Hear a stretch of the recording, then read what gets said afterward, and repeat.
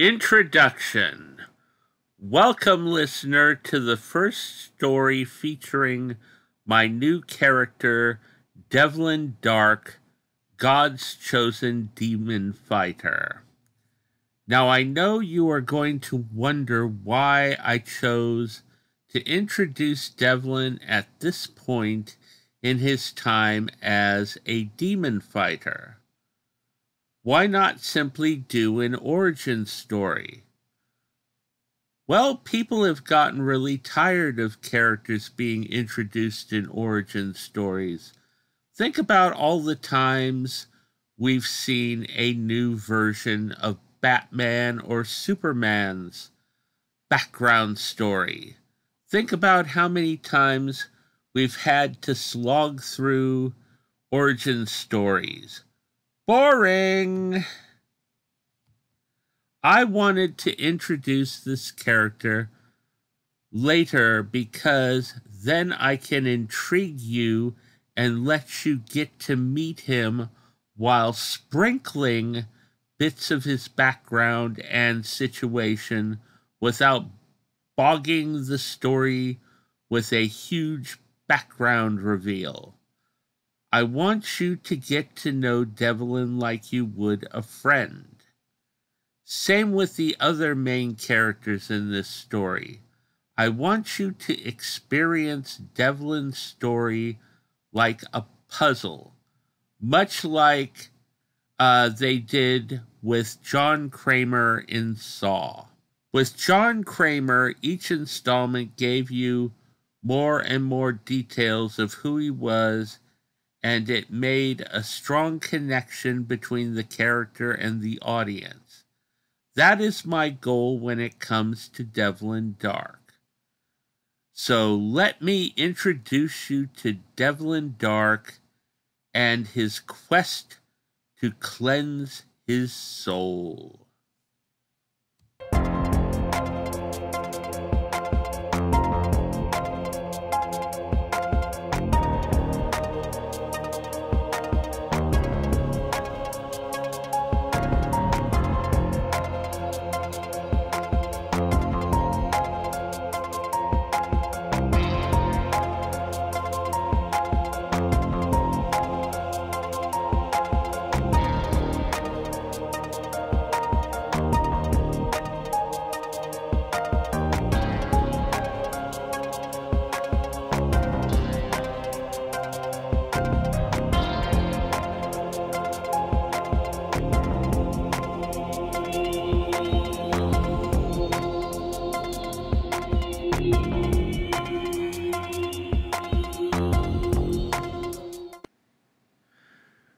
The Dog Day, a Devlin Darck tale by William Pattison.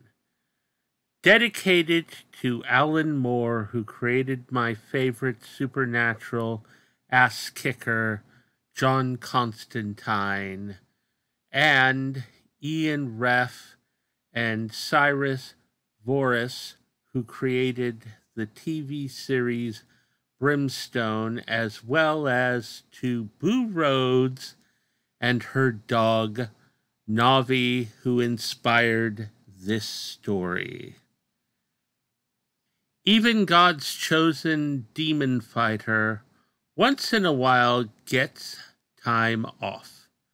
Unfortunately, in this case, it came with my dear brother and driver, Damon, getting the crap kicked out of him by 5 white supremacist mohawk-wearing assholes.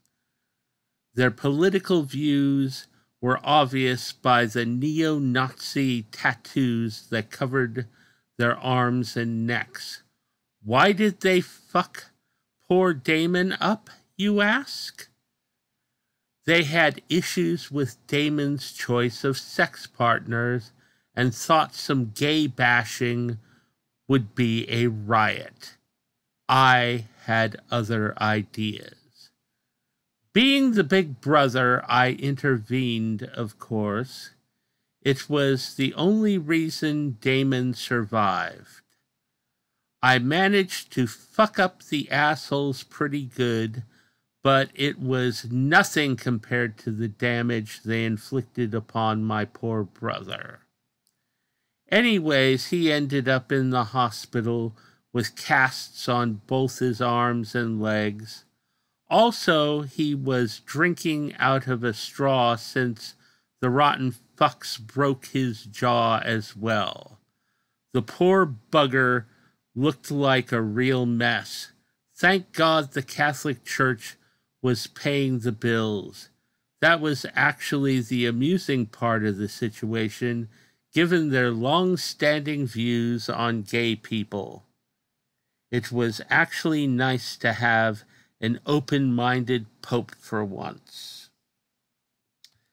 So I found myself stuck in a rather quaint, little Bible Belt town, which was laughingly called Hope, until dear brother was recovered enough to drive us the hell out.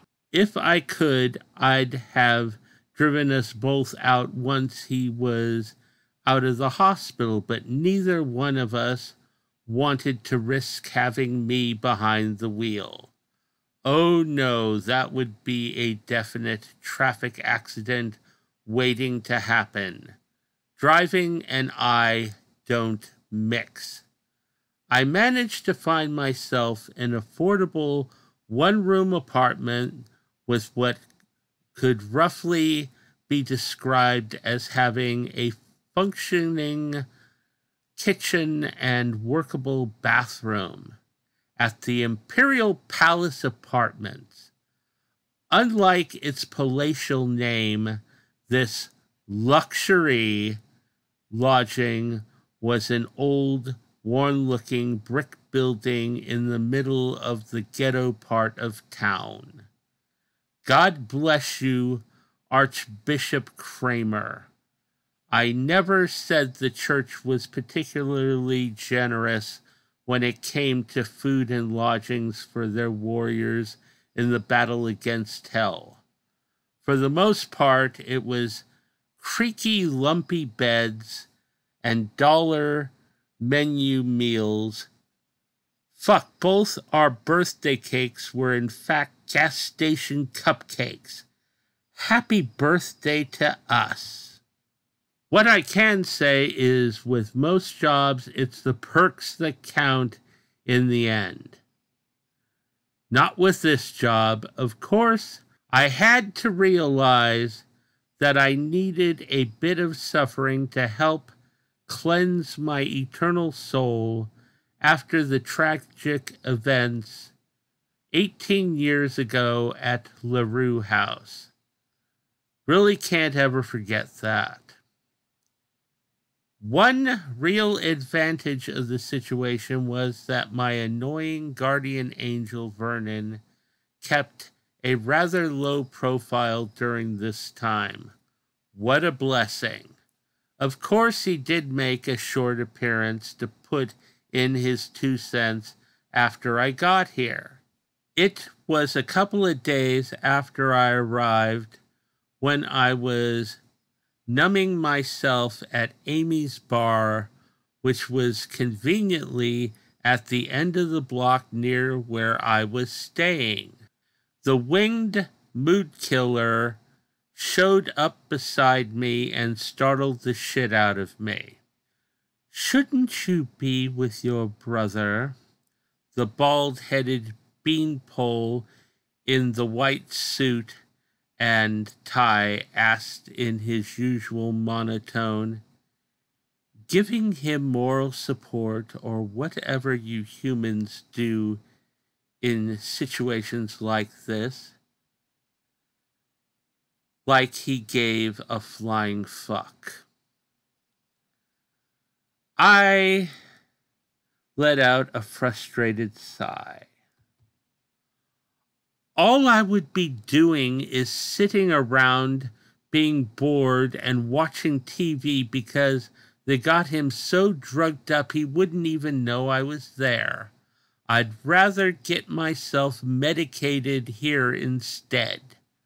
I downed my shot and motioned to the muscular tattooed, dark-haired goth lady bartender for a refill. She came over and refilled my shot glass without questioning me about talking to myself, given that Vernon was visible only to me. But I figured Amy had probably seen everything given her career choice and could give a shit. The smirk on her black lips spoke volumes. "Don't you have something better to do than bug me?" I asked Vernon, releasing another sigh. "After all, with Damon down, we're off the clock.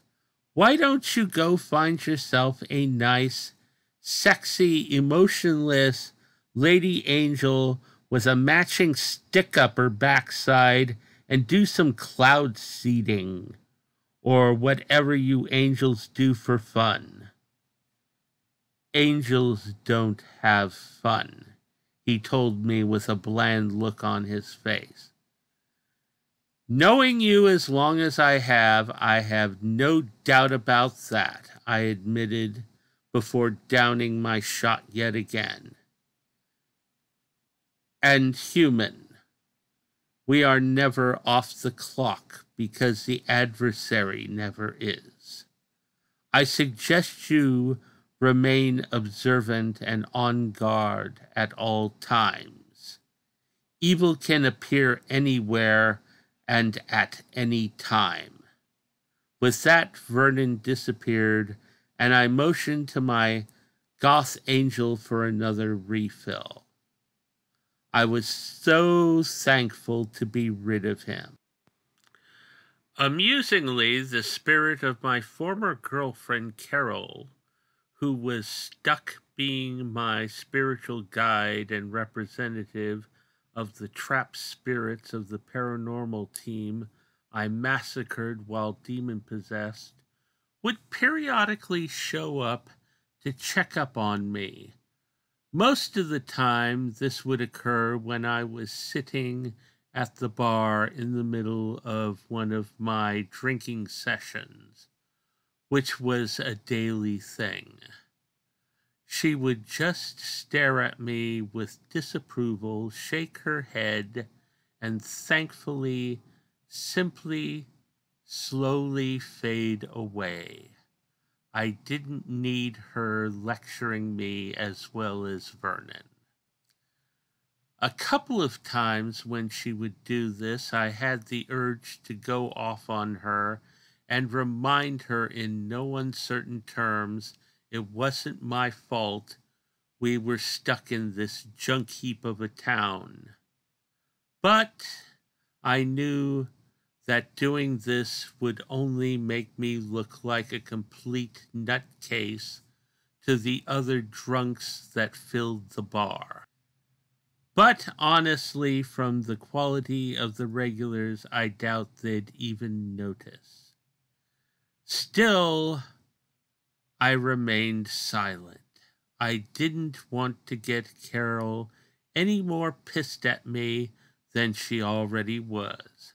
I believe I kinda owe it to her, because after all, she died by hanging herself because the demon possessing me convinced her that he would release me if she sacrificed herself. Unfortunately, she had forgotten that you never make deals with demons because they never keep their word. Thankfully, her death gave me the strength to kick the demon out of my body on my own. But that is another story for another time.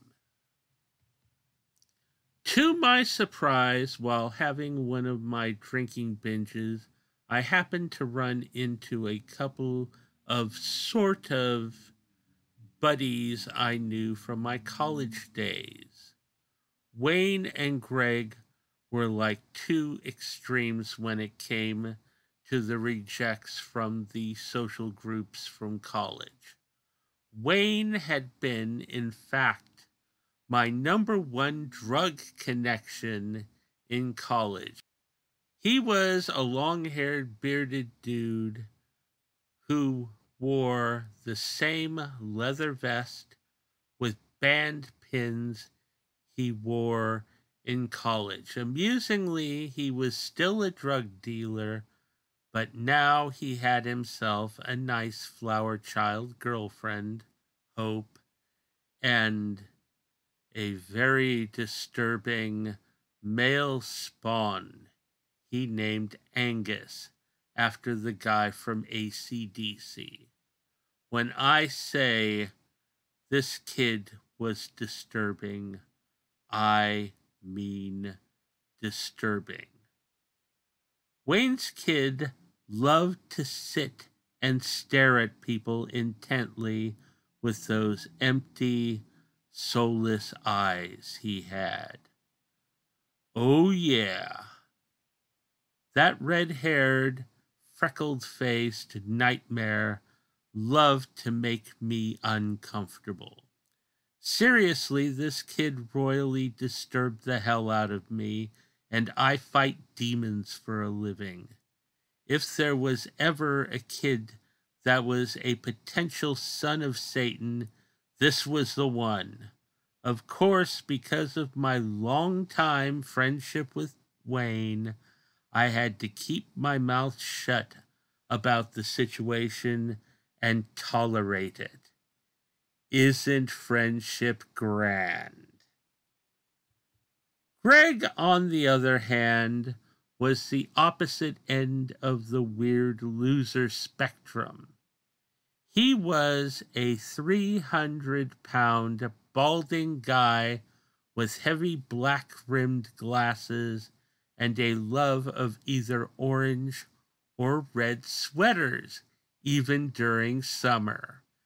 To put it simply, the tubby bastard was the human equivalent of Winnie the Pooh.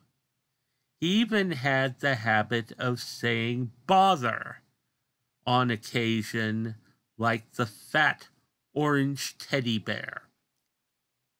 He was a mama's boy who currently lived with his old mother and took care of her. He actually had to leave college before getting his degree when her health failed her. Supposedly, his mom started having attacks and would pass out. So in the end, he was stuck being her servant even 25 years later. Poor asshole.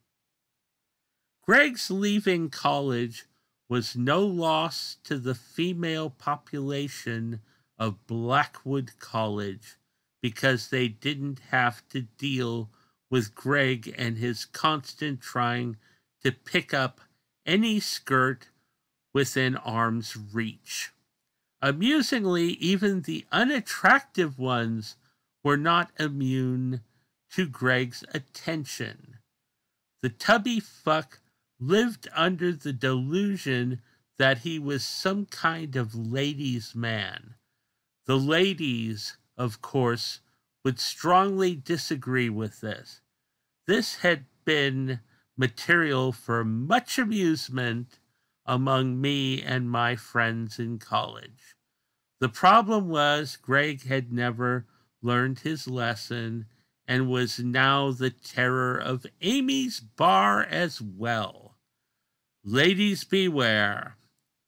And, of course, since we were the closest thing he had to friends, except for his dear old mom, when things got out of hand, we had to step in and save the delusional idiot. Lucky us. That's right.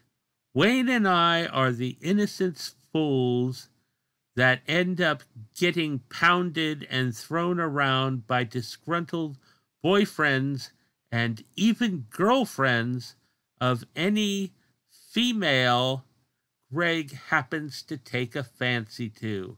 Isn't friendship grand? Anyways, It was exactly 3.5 weeks into my captivity in hope that the real excitement happened.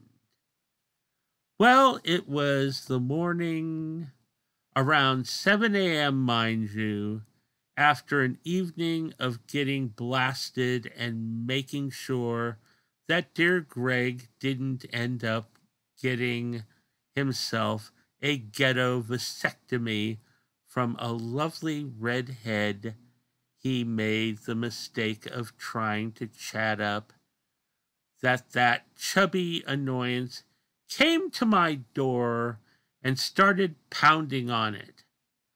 Oh, did I want to kick his ass. "Devlin!" he bellowed on the other side of my apartment door. "It's Ma! I'm locked out and I need to get to her. She's not moving." Here I was, harboring a massive hangover and felt like my head was going to literally explode with each bang on my door. I opened my eyes and regretted it because the rays of sunlight blasted into my retinas. "Hold on, you damned! I'm coming!" I yelled back at him in a croaking voice. Surprisingly, I didn't even remember coming home and going to bed. My memory was completely blank. I struggled to get up out of my bed, but the room was spinning and the floor was moving from side to side like a twisted funhouse. I stumbled to the door and came to the realization that I was fully dressed, right down to still having on my black walkers and even my matching black trench coat, which was wrinkled and bore the smell of sour booze and vomit. Thankfully, I was the owner of 4 such coats. It was essential for work. Lots of pocket space that had that dramatic flare-out like bat wings when the demons did that wind thing they like to do during exorcisms. I managed to get my hand to work well enough to unlock and open the door a quarter of the way so I could manage to stick my head out. I can imagine I looked a sight. I know I had that nasty morning hair which reminded me of my short-lived punk days. Fun memories there. Oh, and no doubt my eyes looked like something out of one of those Christopher Lee Dracula films. "What the fuck, Greg?" I said, my mouth tasting like puke. "Do you know what time it is?" I said before realizing that I didn't know the fucking time. I held my right arm up to my face and tried to get my eyes to focus enough to read the face of my watch. When my eyes did, the internal rage woke me right up. 7 fucking o'clock? Are you fucking bonkers? Don't answer that, I said, enraged. In fact, I said the last part because Greg was so dense that he might actually answer that question. I let out a moan of pain as my body revolted over being disturbed at such an hour. My very bones were screaming. "Please, Devlin, Ma locked herself in the bathroom. She won't answer me when I knocked to check on her. I went outside and checked through the bathroom window. She's not moving and seems to be out cold. he explained to me in a panic. "Why don't you just break in the door?" I asked with amazing cognition given my condition and the invisible guy banging the cymbals on my skull. "I don't want us to lose our security deposit." "Oh, bother. We've only been here a week," Greg pointed out. "Please, Devlin." I let out another pained sigh. As much of an idiot as Greg was, he did make a reasonable point. Damon and I had lost a lot of security deposits in our time, and it was never a fun thing. I have to admit, even after all these years, I'm still a bit of a softie. Damn weakness. "Okay, but you're going to owe me big for this," I informed him, pointing my finger in his face. I knew this wasn't going to end well, but that was my lot in life, it seemed. So Greg and I headed out of the building and made our way to the back where the bathroom window for his apartment was located. The window was next to the pulled-down ladder for the old rusty fire escape. The brick walls were covered in multicolored graffiti, some of it neo-Nazi symbols. The ground was covered with weeds, discarded booze bottles, soiled paper bags, syringes, as well as human feces. The smell of urine burned my nose and made my eyes water. Lovely place to be in my fragile condition. I could instantly see why Greg came to me for help. The window was small, far too small for Greg's girth to get through. From the look of it, it might even be a bit tight squeeze for me.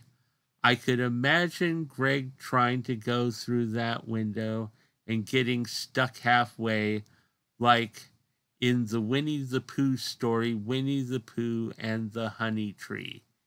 He would have ended up with his ass stuck out the window in the breeze and his chubby legs dangling until some drunk or homeless person found him and got help. That would have been amusing. But Greg was smart enough to get me, and now I'm the one who will be pushing myself through the window. Wonderful. "I'm going to need you to give me a little push up," I told him. The reason was because the window was a bit higher than eye level. I would have needed something to stand on, which there wasn't anything within sight. Lucky I had dear old Greg.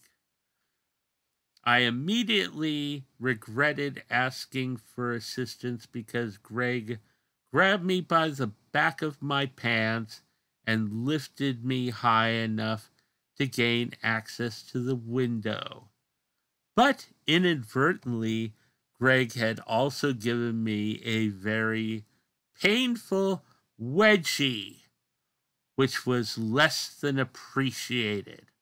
Also, the hulking idiot decided to help me to get in the window by pushing me through as well. "No, no, stop!" I screamed at him, but he wasn't listening. I found myself literally flying through the window. I slammed into Greg's mom and knocked her off the toilet. I hit the bathroom door with my face. She ended up landing in a sprawl on the floor with her skirt hiked up to her waist, her granny panties hanging on her left white tennis shoe. "Rape!" she screamed at me. "Greg, a rapist is in the bathroom and is molesting me." I turned to explain myself and wished I hadn't given her compromised condition. My head felt like it was about to explode. "No, you're making a mistake, Mrs. Titerton. It's me, Devlin Darck, Greg's friend." Mrs. Titerton held her hands up defensively. "Help me!" She continued to scream. Each word was needles ripping into my tortured head. Then suddenly there was hammering on the door. "Ma!"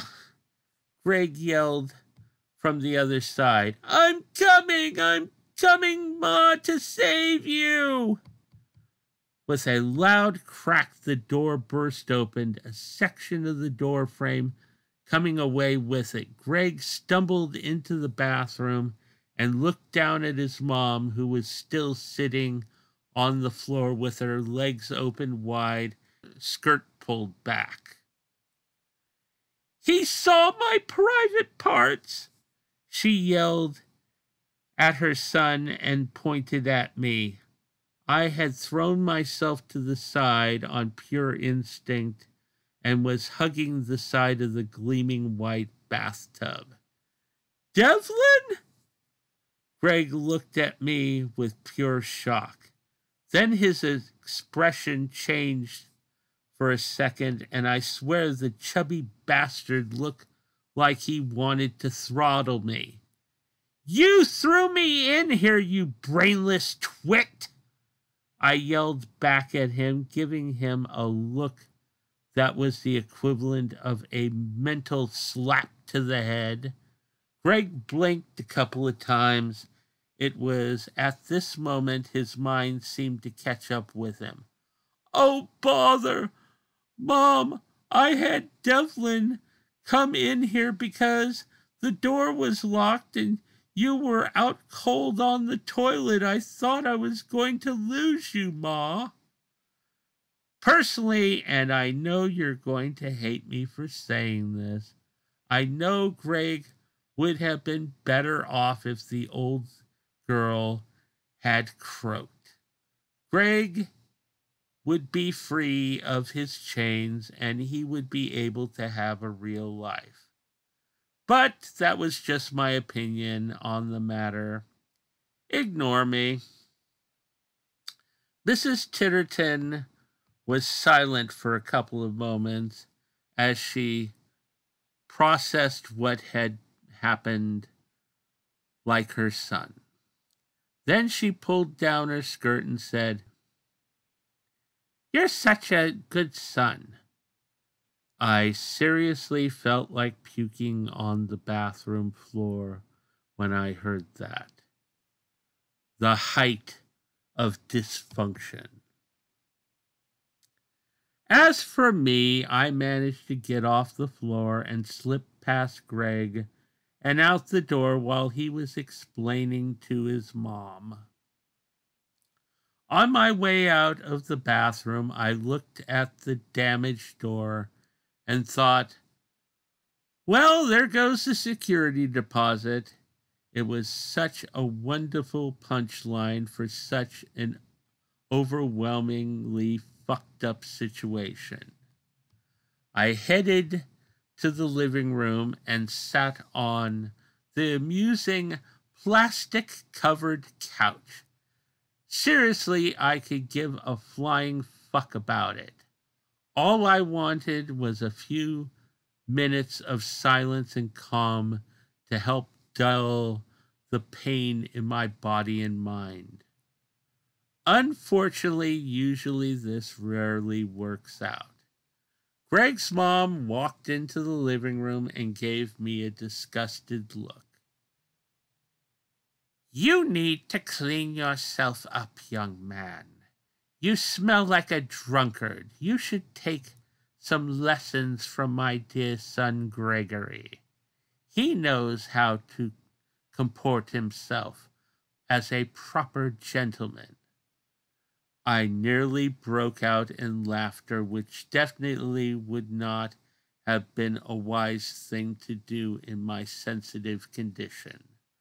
I would have loved for dear old Mom to see her proper gentleman of a son at Amy's after downing 4 pints of beer and trolling after the ladies.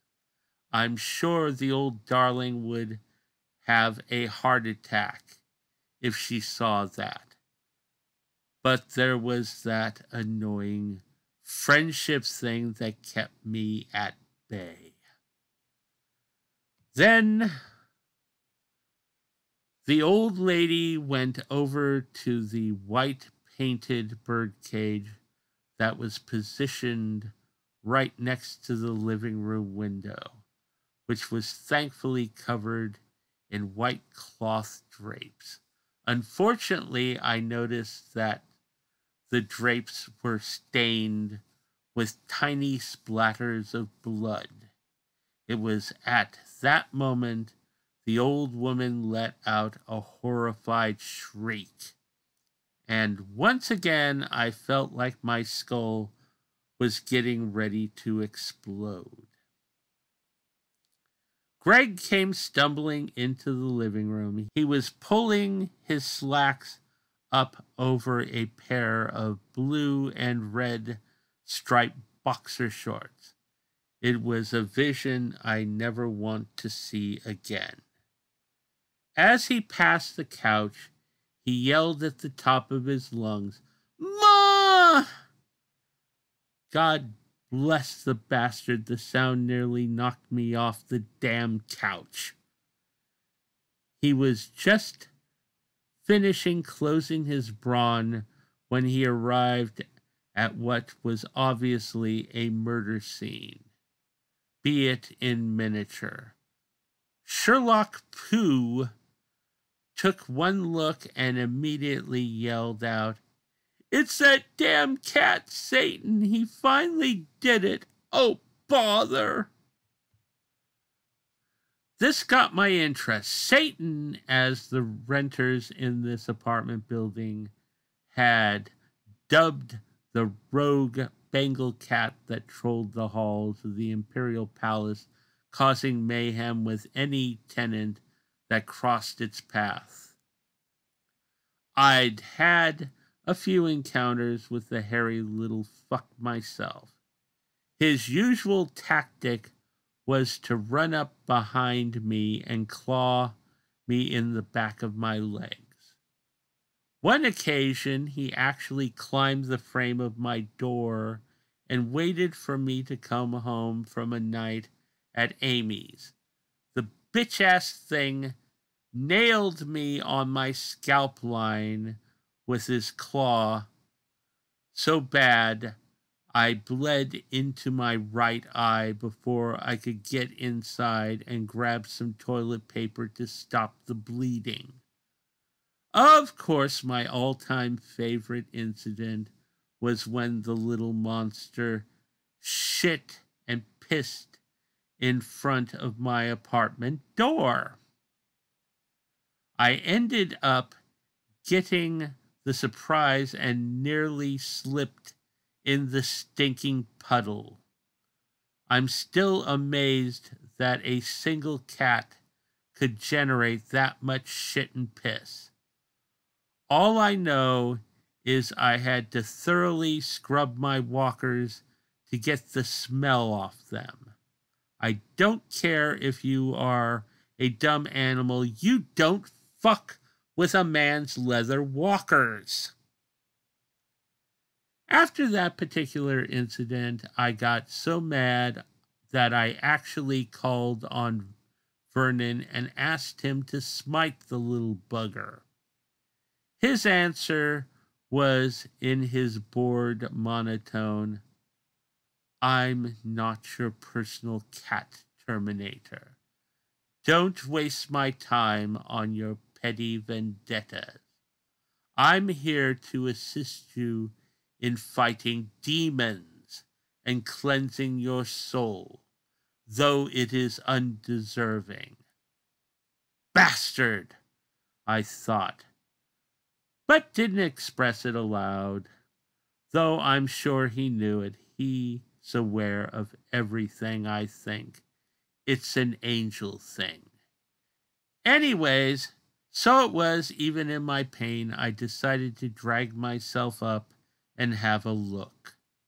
The remains of 2 parakeet were strewn across the bottom of their cage. I knew instantly that Satan the cat had nothing to do with this. In fact, I got the chill I always get when something supernatural is involved. The remains didn't look like they were ripped apart like the cat claws would do. They looked more like something had scooped up the 2 birds into its mouth, chewed them, and spit them out. Whatever it was also did it without damaging the bird cage, which was something nothing corporeal could achieve. Sorry to tell you this, Greg, but Satan's innocent, I informed him. Bother! How do you know, Devlin? Greg asked, though he didn't look like he wanted to know the answer. The truth was,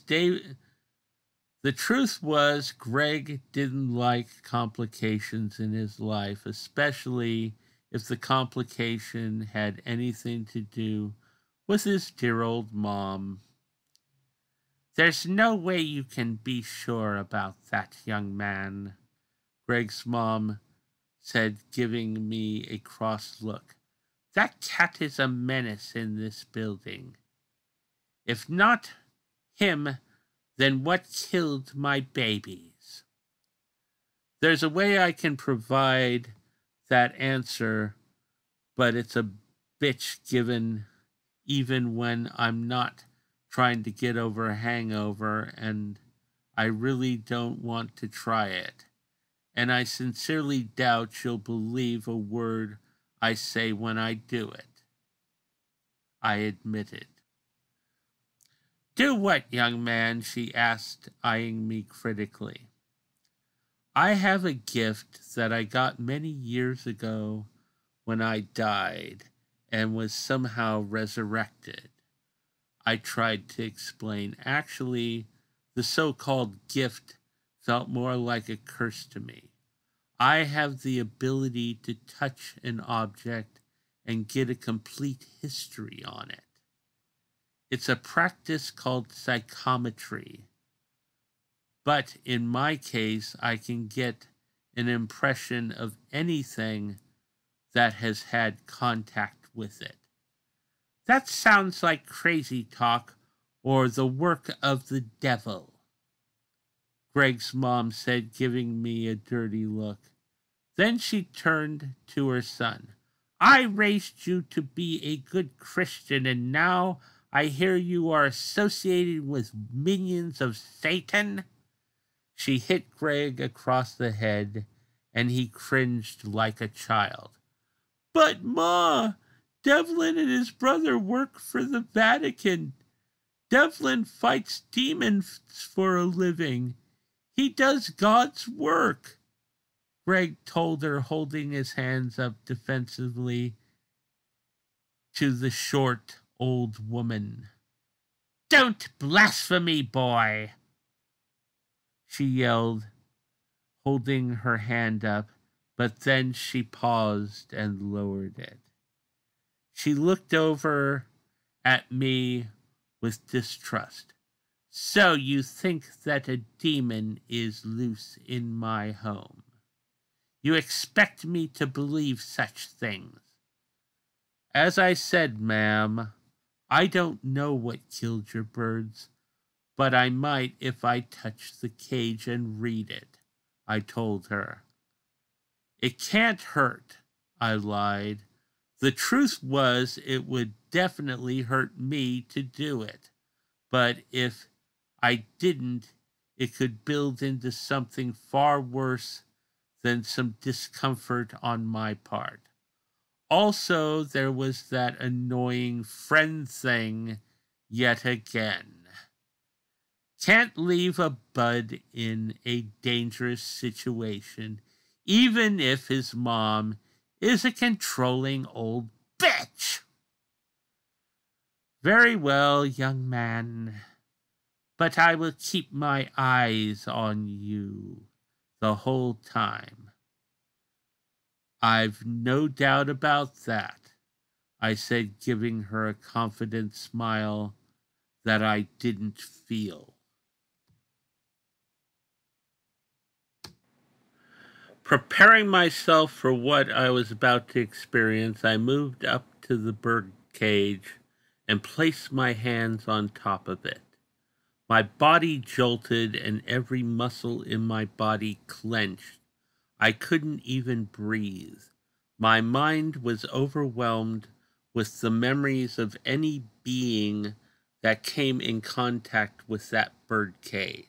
The first thing I found out was that this particular bird cage had been a display model, so hundreds of people had touched it over the years. Then finally, after an eternity of life histories, I finally got to Greg and his mom and how they bought the cage at a reduced price. If I couldn't have guessed that. I saw all of Greg's mom's, Edith's, history leading up to when she touched the bird cage after she saw the murdered birds. Amusingly, I also found out that she wasn't as sick as she pretended to be to keep Greg at her beck and call. She had, over the years, went out of her way to keep Greg single and at her side. In fact, the reason she had passed out on the toilet had been because she had had a hearty breakfast of 3 full bottles of red wine along with her pain meds, while Greg had been sleeping his drinking binge off from the night before. Truly a messed up situation. In regard to Greg, I saw that he was the one who had to feed and provide water and clean the bird cage, even though he really didn't like birds. Also, I experienced how much he worshipped me in college and how much he still did.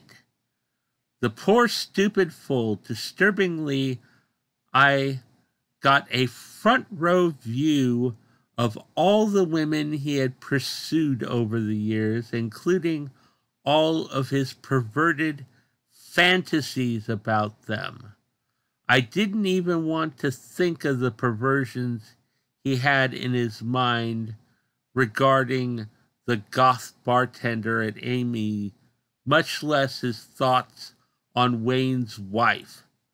That tubby shit even had dirty thoughts about my ex-girlfriend and now guardian spirit Carol when we were in college.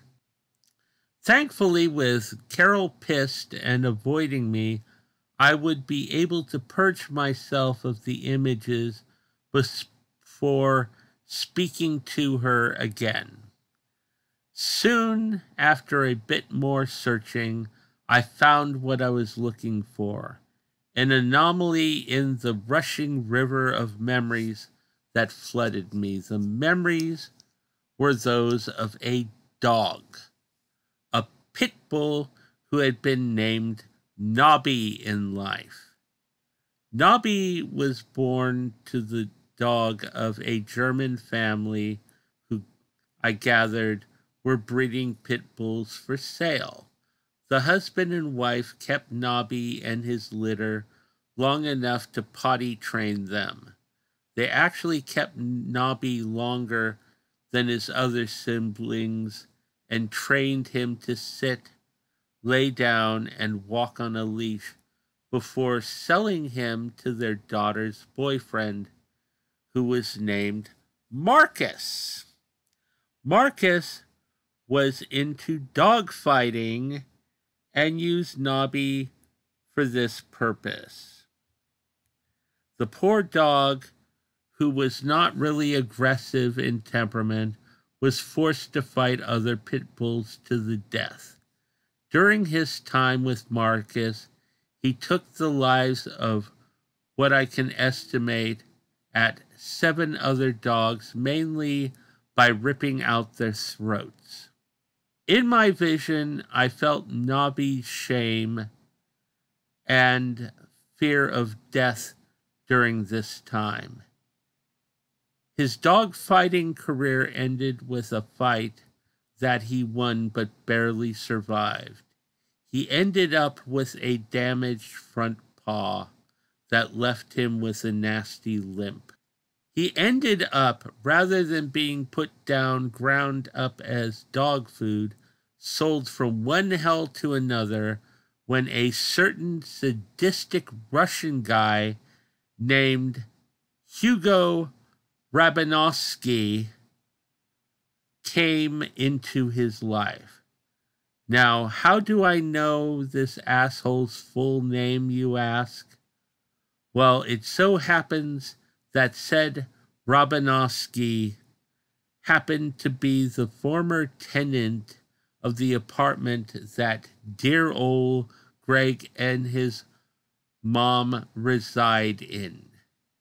He is also the cousin of the apartment manager and works as a maintenance man. He moved out of the apartment a week after I arrived, and I had thought it had something to do with me, but now I know the horrifying truth. You see, Rabinovsky had bought Nobby from Marcus to use as an instrument of intimidation. He would take the poor animal with him whenever he left his apartment. If someone approached him, he had trained Nobby to growl and snap at them. Nobby, of course, had no intention to hurt anyone. He didn't actually have to, because the vicious act was enough to put people on guard, because most people believe the fable that all pit bulls were vicious killers. This always made people nervous in his presence, and from how he took advantage of it gave him a sense of power like a bully. He even used Nobby to scare and control his unfortunate girlfriend Janet. Anytime she displeased him, he would use the dog to scare her back in line. Of course, this led to Nobby's unfortunate demise. One night, Janice stopped being intimidated and ended up standing up to Rabinovsky. It was then that he crossed the line and ordered Nobby to attack her. Nobby barked and growled, but could not bring himself to hurt her. Rabinovsky yelled at the dog and kicked him to get him to obey, but he still refused. This gave Janice a chance to get out the door and run for her life. It was then that Nobby's usefulness to Rabinovsky ended, and so did his life. "You rotten son bitch, dog! I, Rabinovsky, ordered you!" He screamed in furious anger and kicked the poor dog so hard with his steel-toed work boot that Nobby let out a howl of pain and was sent tumbling against the wall next to the entry door. I felt this kick. It reverberated through the dog's body. I heard and felt rib bones snap from the impact. Robinowski grabbed a large pipe wrench from out of his work bag, which was sitting on the nearby couch. Robinowski will teach you to obey your master. Nobby managed to stumble to his feet. He whined and crouched against the wall. He knew his master intended to really hurt him this time. I could feel his intense fear.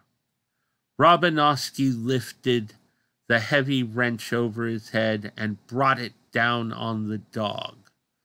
The wrench hit Nobby across the center of his back, and there was a loud crunch, and his legs went numb, and he fell to his side again. He couldn't move. He was helpless. Nobby looked up at his master as if trying to beg for his life, but he could see from the cold expression and his angry snarl that it was useless. Robinowski lifted the wrench one last time. He looked at the broken dog on the floor in his eyes and brought the wrench down on Nobby's head. There was no pain this time, but a sound like dishes shattering, and Nobby's soul was free of his body. Nobby's soul looked over at its once home. His head looked like a bag of mush. Pieces of bone jutted through the skin on his cranium. Brain matter mixed with blood was leaking from his muzzle. His eyes were popped out of the broken puzzle pieces that had once been his eye sockets. They lay on either side of his nose, still connected by their optic nerves. Robinowski looked one last time at his handiwork. "Fuck you, dog," he said before kicking the corpse one last time and spitting on it. In all my years fighting demons, from my personal experience, human beings can be far more monstrous than any horned minion of Satan could ever throw at humanity. The world I lived in is mostly seen through darker lenses. It is one of the unfortunate things about doing my job. There are days when I fight to remember that there is a brighter, more positive side of humanity. This is definitely one of those days. I could kill to be shit-faced at this moment. Anything to blur this vision from my mind. After that, the monster, who was named Hugo Robinowski, took off for several hours. When he returned, he immediately headed to the other room and came back carrying a pry bar. He pulled up the floorboards to reveal a space underneath the floor next to a big metal pipe. He pushed Nobby's remains into the space. He left the apartment again, came back with new boards, nails, and even glossy sealer to block the eventual smell. Nobby and I watched him as he worked. When he was finished, it was obvious the floor had been badly repaired, so he took the rug from under the coffee table and covered it up after it dried. It was 2 weeks later that Robinowski moved out of the apartment, leaving the furniture behind, and his horrible secret. I had arrived a week before he moved out, so I had no idea about any of this. It was 2 weeks later that dear old Greg and his mom moved in. Nobby wasn't happy living with strangers who he thought was ignoring him. This, of course, led to him getting frustrated and ending up chewing up the Tweety twins. It was after seeing this incident that the connection was finally broken and I was released. I immediately let out the sharp breath I had obviously been holding. Nausea hit me. I stumbled backward and landed hard on my back. Amusingly, to be precise, I actually landed right on top of the rug that covered Nobby's resting place. I opened my eyes and was startled to see Greg and his mom standing over me. Greg was looking down at me with concern. His mom just absently looked down at me through her spectacles that made her squinting eyes look bigger than they were. "Oh, bother! You are alive, Devlin," he asked. "Obviously, since I'm looking right at you," I said with a groan of pain. My back was killing me. Greg held out his hand to me to help me up, but instead I grabbed the arm of the nearby couch and pulled myself up. "So, did you find out what is happening?" Greg's mom asked, giving me a stony stare. It was obvious that she could give a rat's ass what my condition was. "Indeed I did," I told her, "and after I clean myself up a bit, I'll be taking care of it." "What are you going to do, Devlin?" Greg asked, sounding way too innocent for his own good. "Me, Greg? I'm going to go see a man about a dog," I told him. "While I'm gone, don't do anything, I mean nothing, to irritate this thing. Leave everything up to me, understood?" I told the two of them. Greg nodded like a loyal whip puppy.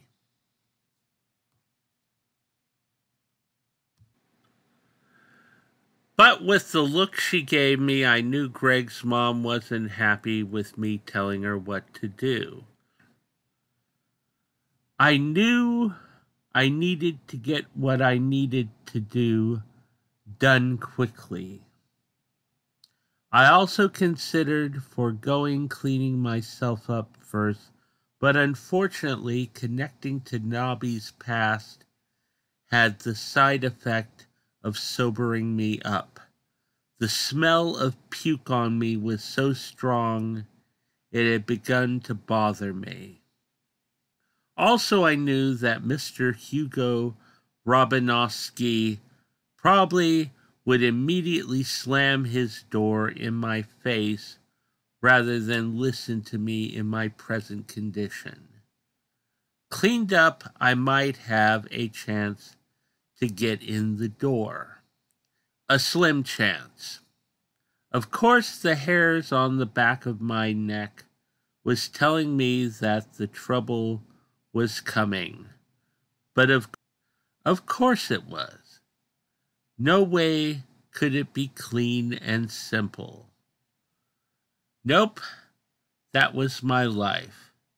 So I headed up to my room, disrobed, gave myself a quick sponge bath because the high-quality shower wasn't working. Then, regretfully, I ended up standing in front of the sink preparing to brush my teeth to give myself pearly whites and get rid of the taste of puke from my mouth. But unfortunately, that requires me to look in the mirror. Of course, he was waiting to greet me in my reflection. Mixed in with my face and upper body in the mirror were aspects of the demon that possessed me all those years ago. Thankfully, I no longer have to see the long, bull-like horns, pointed ears, pig-like snout, and more importantly, the damn dagger-like teeth with that long snake tongue that had a life of its own. I was eternally thankful I didn't have to start and end my days seeing that tongue sliding over those sharp teeth mockingly and staining them pink with blood that dribbled from it. You see, like Dorian Gray, I'm forced to face my damaged soul. Unlike Dorian, whose reflection of the corruption of his soul came in the form of his portrait, I was trapped seeing the corruption of my soul in reflections. Thankfully, in videos and photographs, I look like myself. But in reflective surfaces, from a turned-off TV screen to a shiny paint job on a car, there it is to mock and remind me that even after all these years, I still got more of this nightmare to look forward to before I'm finally free. Have a nice day, motherfucker, I said to my reflection before shooting the bird at it. After that, I pulled my suitcase from under the bed and pulled out a fresh pair of black trousers, a black button-down shirt, black socks. Yes, I like black clothes. Einstein had multiple sets of clothes. He figured it saved him the effort of having to choose. For me, it's because I'm usually too fucked up to choose and really can give a fuck if I'm stylish or not. I have far more important things to worry about. Then I did the final touch. I went over to the closet and grabbed one of 3 clean trench coats that hung there. Each one had its pockets loaded with demon fighting supplies, including a silver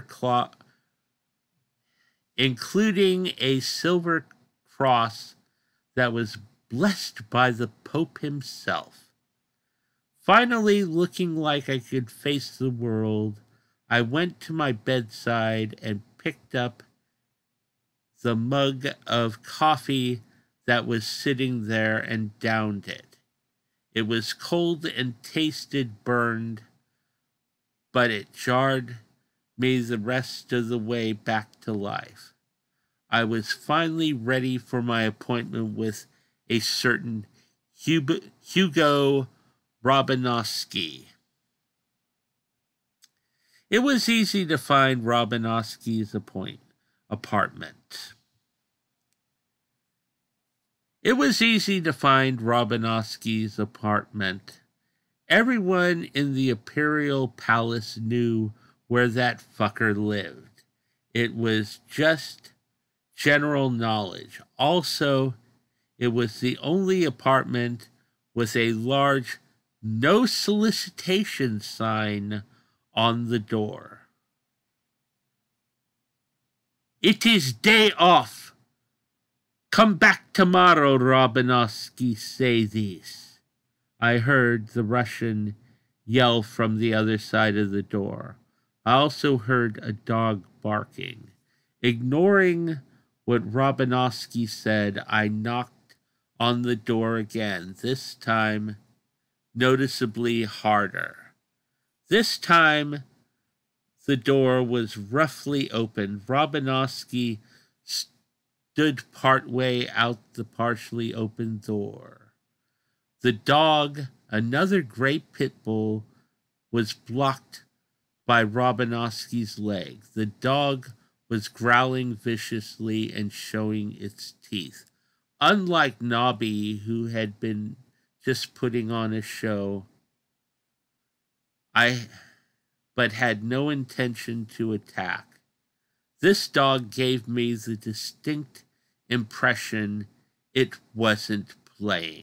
I say it's my day off, Robinowski said, glaring at me with annoyance. Robinowski say come back tomorrow. I don't think so.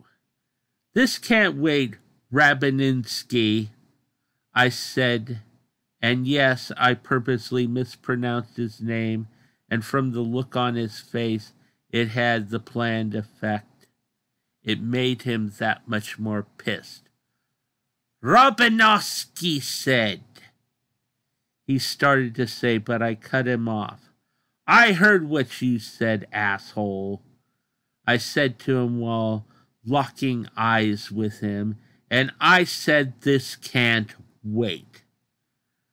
The dog got more agitated. I guess it sensed the tension. Sadie! Sizen! He said in a commanding tone. The dog immediately sat down and let out a grumbling growl. I know you, Robinowski said after a couple of moments' pause. You that guy that move into apartment above my old one. You that California guy. Yeah, nice that you remember, I said, giving him an amused smile. You're not that smart, California, he told me. Oh, there's where you're definitely wrong, Hugo. It was at that moment that I grabbed him by his arms and jerked him the rest of the way out the door. Totally by surprise. Immediately, the dog Sadie started to run at me. I quickly kicked the door shut, and I heard the dog ram into it hard. There was the sound of heavy scratching and the dog barking from the other side of the door. You bastard! He yelled at me. You dare put your hands on me. I have you arrested for assault. Oh, sorry about that, but I just needed to separate you from the dangerous, slavering guard dog. It was rather distracting. Also, wouldn't be mentioning the police given your situation. You talking gibberish, California, he commented. My fucking name is Devlin Darck, you fucking rusky, I yelled in his arrogant face, and I know about your dog. What about dog? Sadie is good dog. Dog has done nothing wrong, he said with annoyance back at me. I grabbed the immaculate white shirt with both fists, pulled his face up to mine, glared into his eyes. In a low voice, almost a whisper, I said, not that dog. The other dog. Nobby. What? He lied. Dog got out. Ran away, not come back. I gave him a nasty smile. Now we know better than that. But of course, dear old Greg came jogging down the hall. "Devlin!" he screamed between heavy breaths. I broke my stare with that fucking Russian and looked over at my chubby annoyance. "What the fuck has happened, Greg? I gave you and your mom simple enough instructions. Simple enough that even a complete idiot could understand. How the fuck have you cocked up?" My displeasure was clear as my message had been. "Wasn't me, Devlin," he said, still breathing heavily. "It was Ma." Yeah, I could have guessed that. That old woman was stubborn as shit and was definitely the type that wouldn't listen to instructions. I dealt with a number of people like this, and it never ended well. "She said she saw red eyes watching her from the corner of the room. She told me to get Father Benjamin from down the hall from us. I told her that you said not to do anything until you got back. She told me that it was her apartment and she gave the orders." I closed my eyes and shook my head with a frustrated smirk on my face. "She ordered me. I can't disobey Ma," he said, whimpering like a little child who knew he had done wrong. I let out a sigh and thought, oh yes, you could have. You could have if you had a pair between those flabby thighs of yours, but you are nothing but a pussy-whipped excuse for a male. "So I went and got the father." He looked uncomfortable as he spoke. "He brought his robe, holy water, and Bible and started doing a blessing on the apartment." "Oh, and don't tell me." I cut him off with a sarcastic grin on my face. "All hell broke loose." "Oh, bother," Greg said, looking very guilty. I patted Greg on the shoulder, though I would have rather put my hands around his neck and wringed it. "Perfect. What is it that is happening?" Robinowski asked, giving me and Greg a confused look. "One thing at a time, Hugo," I told him, giving him a quick glance, holding my finger up to him to silence him, and getting back to the remorseful Greg. "Greg, could you escort Mr. Robinowski back to your apartment and make sure he doesn't get away? Can you do that, Greg? Or do you need to consult with your mommy first?" Greg gave me a hurt look, but nodded his head. "Yeah, I can do that." Then he let out a sad, childish snorting sound. "Where are you taking Robinowski?" Robinowski asked angrily. "Oh, we're taking you to a reunion," I said before starting to head down the hall toward Greg's apartment. Out of the corner of my eye, I saw Greg put his hand on Robinowski's shoulder and start leading him down the hall behind me. Robinowski didn't look happy, but he didn't resist. When we got to the apartment, I found that the door had been blown off its hinges and was laying on the hallway floor.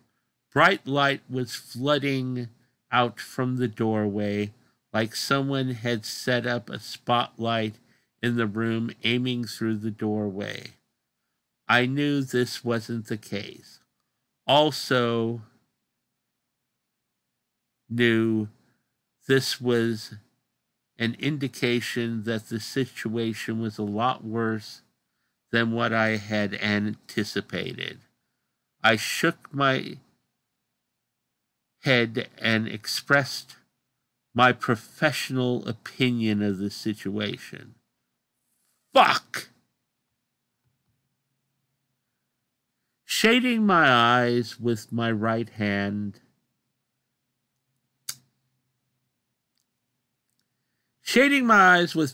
arm, I walked into the stream of light and through the doorway with Greg and Robinowski reluctantly following behind me. Thankfully, the light intensity lessened significantly after we got inside. Yep, I could clearly see the mess I was going to have to somehow fix. Lucky me. An intense pillar of light was flaring out from a rug that was covering the area of the floor where I had seen Robinowski bury Nobby under the floorboards. Within the pillar was an extremely distorted manifestation of Nobby that made him look 8 feet tall and a lot fiercer than the poor pit bull's corporeal form had been. To make things worse, the manifestation's eyes were glowing red, which any initiated demon hunter would know is not actually an indication of evil, but a self-defense mechanism that spirits manifest out of fear and stress. Unfortunately, the chubby idiot Father Benjamin, who was dressed in full mass robes and, of course, purple stole over his shoulders, was not initiated in anything related to battling real evil, much less taking on any form of exorcism. Nope, this guy had spent his time as a priest, simply traveling around to churches and doing masses, lectures on the Bible, and getting drunk off of sacramental wine when he wasn't gorging himself on the believers' money from the collections plate. More than likely, taking part in an exorcism was this buffoon's dream ever since he went to see The Exorcist on opening day. The power of Christ compels you. The power of Christ compels you. Be gone, Satan! Father Benjamin bellowed with false bravery at the manifestation while splashing holy water at it. He was reading from a rather beat-up and shabby copy of the Rites of Exorcism. Since I know he couldn't have gotten permission for this farce from the Vatican, I assume he acquired his copy off the internet. More than likely from off eBay. Damn eBay! To those in the battle against evil, eBay got the amusing nickname of the Devil's Choice Marketplace, given all the demonic and cursed items foolish people buy and sell from there, and obviously including a certain obese priest with a Father Marin complex. Next to the father was Greg's mom, who also had an equally shabby copy of the rites, as well as her own bottle of holy water, which she was splashing at the dramatically warped image of poor Nobby. "Begone, Satan!" she yelled at the image while shaking her bottle of water excitedly. "It's Christ that compels you." Yes, dear friends, it was clearly a royally fucked up situation. Well, first things first, I had to deal with these two idiots that were traumatizing the true victim of this situation. I knew this was going to be a joy because I could see Father Benjamin was having the time of his life. Same for the old bitch. Definitely fun times, but that was part of my job description. Devlin Darck, party killer. I immediately headed over to Father Benjamin and spoke into his ear.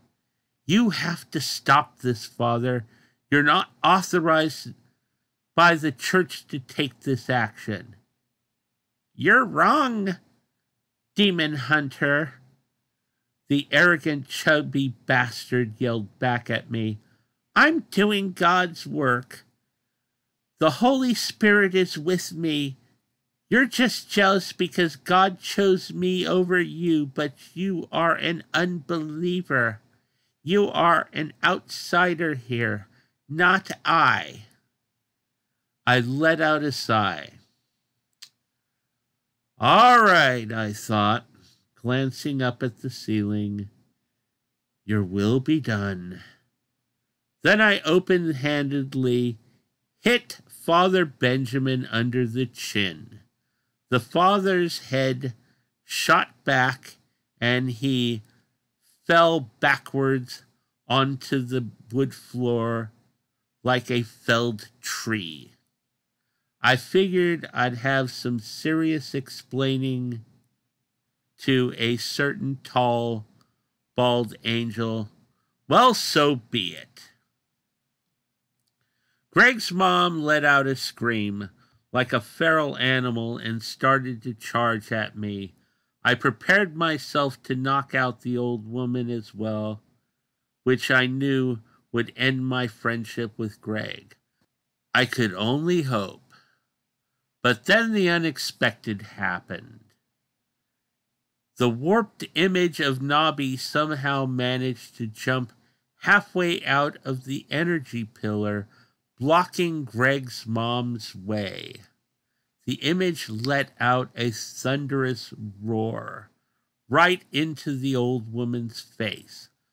A look of overpowering surprise and fear covered Greg's mom's face. Her eyes rolled back into her head, and she fell to the floor, joining her associate, Father Benjamin. "Ma!" Greg screamed and started to go for Nobby. I quickly put a straining hand against his chest.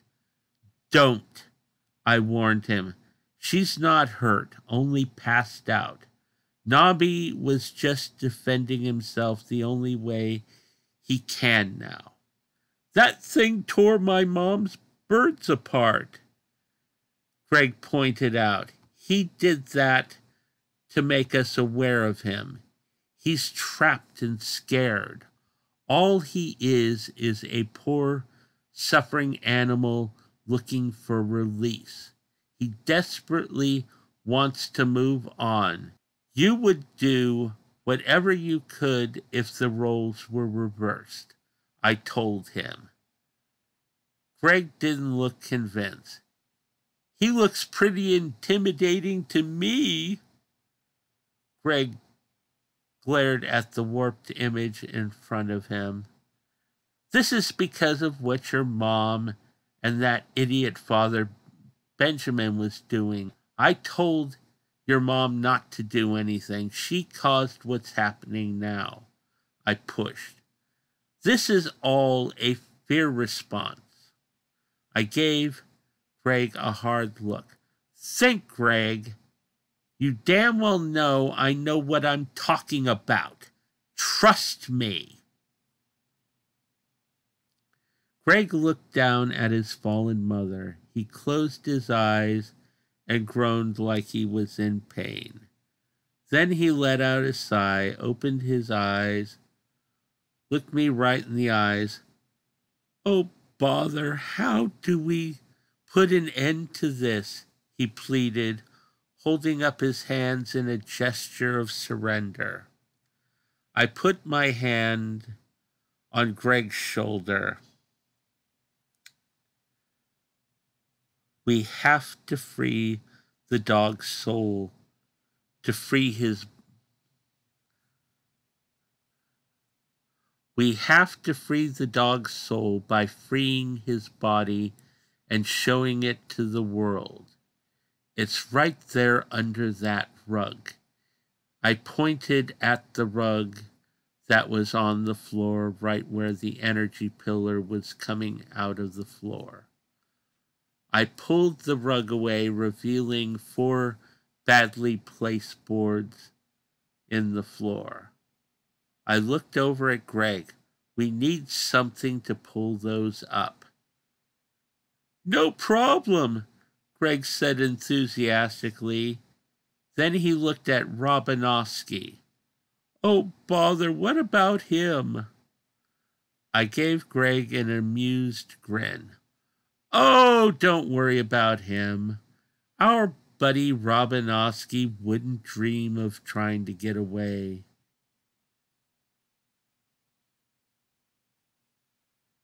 I waved over at the distorted image of Nobby.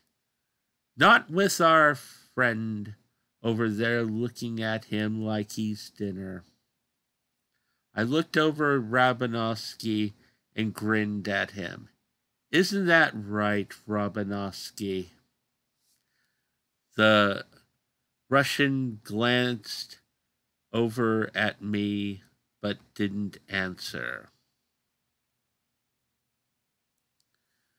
Greg headed over to a nearby closet and pulled out the biggest pry bar I had ever seen.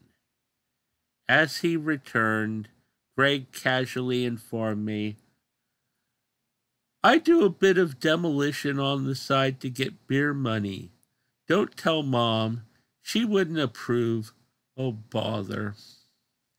"No problem," I said, waving my hand. "Have fun, Mr. Professional. It's all yours." Greg looked over at Robinowski again. He gave him a disgusted look. "My pleasure." "No, no, you can't do this. I, Robinowski, say this," Robinowski exclaimed, a terrified look on his face. He tried to step forward to stop Greg, but I got in his way. I looked the Russian in his eyes. "Frankly, Robinowski, I, Devlin Darck, say that you're going to stand here and face what you've done. And I could give a flying fuck what you got to say on this matter." Greg moved close to where the 4 mismatched boards were in the floor. He kept nervously glancing over at Nobby's image as he approached, but the image kept its position, and it simply watched him as he moved. I was sure that any movement from the image would result in Greg jumping back and dropping the oversized pry bar.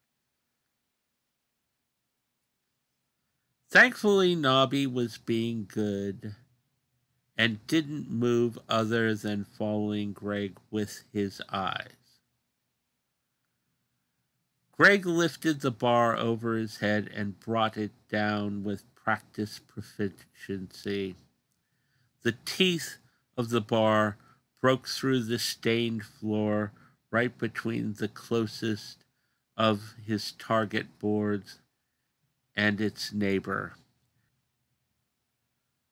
Greg pushed the handle of the bar down, and with a light crack sound and the sound of nails pulling free, the teeth of the bar pulled the first board loose, and it popped up and out.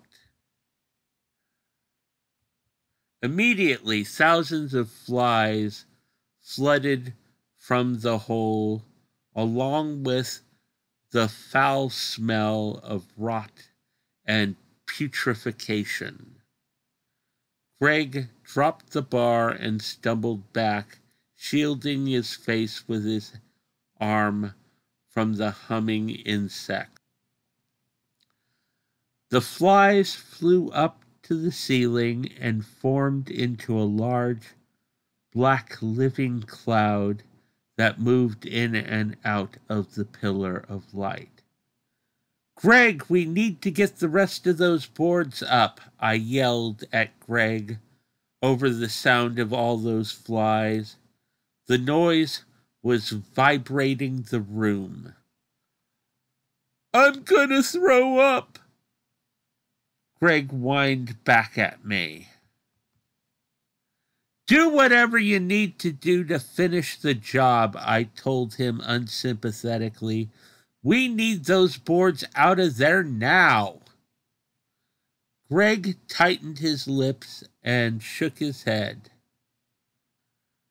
Then he bent down, picked up the pry bar again, and took 3 reluctant steps towards the hole. Immediately, he began to gag, but managed to regain control, but he still looked nauseated. He bent slightly and struck the teeth of the bar under the next board and used the board on his other side of the hole as a fulcrum to pull the board up.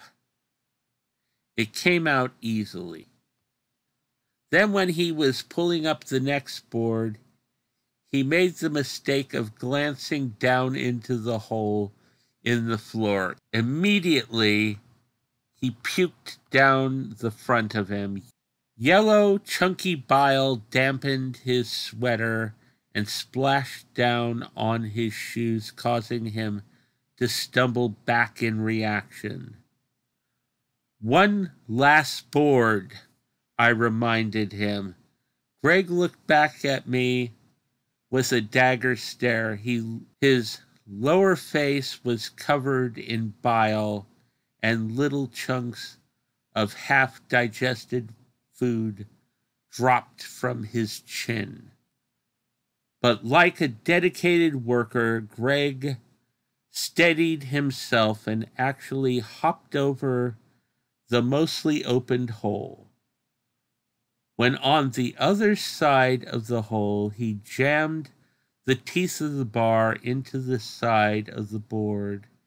He pushed the bar down, and again a cracking sound and screech of nails being pulled free, and the board popped up, and one side of it dropped into the hole.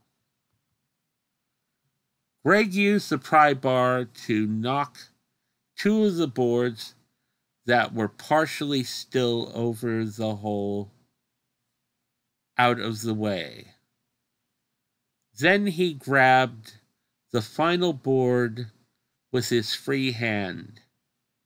The end of the board was covered in foul-smelling gray liquid and maggot.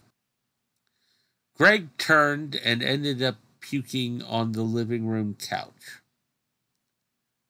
The pillar of light disappeared, and the flies scattered right after the final board was pulled. The image of Nobby morphed, and in the place of the distorted hellhound was a very sad-looking, transparent gray pit bull. Thankfully, I was the only one who could see him because Nobby still had red eyes. which was a manifestation of his fear. "Oh, bother!" Greg cursed as he wiped the puke from his mouth. "Did it do it? Is the dog free?" Greg asked. "Not yet," I said, looking at Romanowski and giving him a grin. "Your turn," I told the Russian. "What you talk about?" Romanowski asked. When I didn't answer immediately, he got angry. I, Romanowski, demand know what you talk about. I want to know why you drag me this place." "You know why, Hugo," I said, giving him a cold look to match my cold tone. "It's time to pay the piper. It's time for you to face the results of your actions." I pushed him forward. He fought me. "No!" "Yes, you arrogant fuck. Time to take credit for your handiwork," I yelled in his face before sweeping his leg with my foot, causing him to fall hard onto his knees in front of the hole. Then, with every bit of strength I could muster, I forced him to bend forward and look into the hole at the remains of Nobby. "No! I no see!" That monster Romanowski had decided to put Nobby's body under the floor right next to the hot water pipe. The heat of the pipe had caused the corpse to decay faster.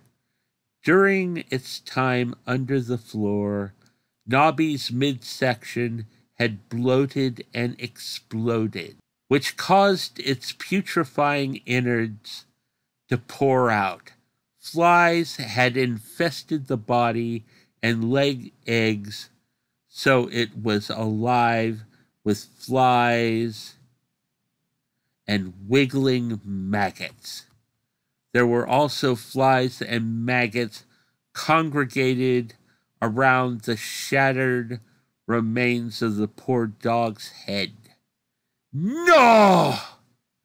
Romanowski screamed. I was about to say something clever, but I saw something that caught me totally by surprise. Sticking out from beneath the rotting remains of Nobby was a gray-tinged, semi-rotten female human hand. I knew exactly whose hand it was because it had pink nails like Romanowski's girlfriend Janice had in my vision. Somehow, that bastard had done the job himself after Nobby refused to attack her. He must have tracked her down and killed her while he was away in my vision. But the surprising part was I had had no clue that Nobby had had company in his unfortunate grave. My vision hadn't revealed that important piece of information. Romanowski must have sensed my surprise because he immediately elbowed me in my rib cage, stumbled to his feet, and ran out the open doorway. Greg jumped over the hole and took off after him. Didn't matter to me, though. The Russian bastard had done what I needed him to do. By facing what he had done, he had freed Nobby's soul. I kneeled down and looked over at the transparent pit bull who was standing on the other side of the hole. "Hello, Nobby," I said in a soft, soothing way. The ghost dog looked over at me curiously and cocked his head slightly. His eyes were still glowing red. "Well, look at you," I said enthusiastically. "Aren't you a handsome boy? Yeah, you're a good boy. That's what you are." The red eyes slowly changed to their natural gray. Also, his tail started to cautiously wag. I knew this was the first time he had been called a good boy, and spoke to in a friendly manner since he was a puppy. "Don't worry, Nobby," I told him. "I'm here to send you to a beautiful place where you can spend eternity playing with other dogs in peace." I leaned in a bit closer and said confidentially, "I want to apologize ahead of time for the guy who is going to take you to the beautiful place. He is a bit of a hard ass, but I promise he's one of the good guys." Then I got up, looked up towards the ceiling. "Vernon!" I yelled. "I need you down here, Mr. Fluffy Wings." I looked down, turned, and was immediately startled because the bald, tall, thin, white-suited, white-winged form of the angel was standing uncomfortably close. My nose nearly bumped into his chest.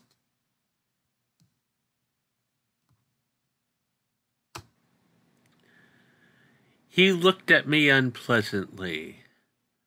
"I'm not your minion to be summoned like that. The only reason I have the displeasure of associating with you is that I have been given the tasks of channeling my angelic energy through you to defeat demons and to heal your soul, though you are unworthy of the honor of being allowed access to the gates of heaven. But that is not my choice. It is my Father's, who is my Lord and Master." As I listened to him mouthing off, I saw something amusing. "Is that a hickey I see there?" I said with amusement, pointing at the red mark on Vernon's neck. Vernon looked uncomfortable. "I have no idea what you're talking about." "You shrewd bastard.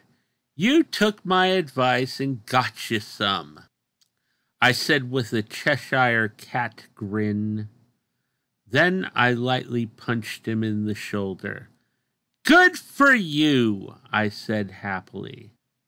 "Don't stick your monkey paws on my person," he said, sweeping his hand over the shoulder of his immaculate white suit like he was wiping off some dirt. "Why have you disturbed my meditations? This had better be important." "Well, if you want to call it that," I said. From the look he gave me, I thought it was wise that I get to the point. "I need you to do me a favor."